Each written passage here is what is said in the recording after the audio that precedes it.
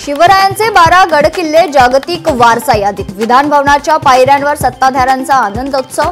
उपमुख्यमंत्री एकनाथ शिंदे आनंद उत्सवात सहभागी।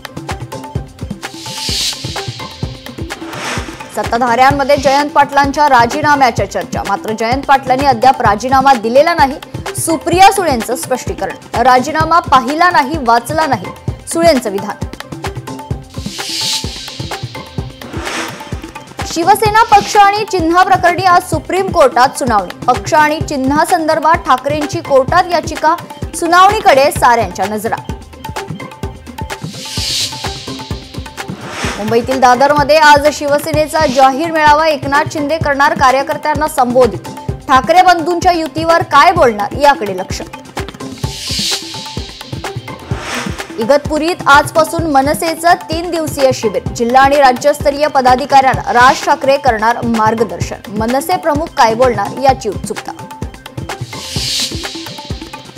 नवनियुक्त भाजपा प्रदेशाध्यक्ष रवींद्र चव्हाण ऍक्शन मोडवर। आजपासून 6 दिवस भाजपाच्या मॅरेथॉन बैठका। निवडणुकांच्या पार्श्वभूमीवर हालचालींना वेग। संभाजी ब्रिगेडचे प्रदेशाध्यक्ष प्रवीण गायकवाडांवर अक्कलकोटमध्ये शाईफेक। भ्याड हल्ल्याच्या निषेधार्थ पुण्यात आज मराठा समाजाची बैठक। बैठकीत पुढची रणनीती ठरणार।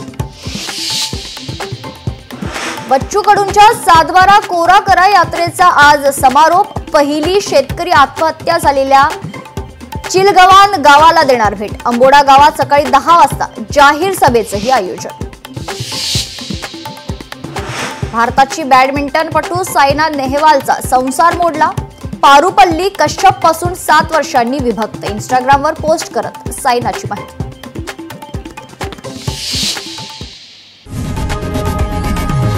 लोकशाही मराठी ऐका, पहा, जागरूक रहा।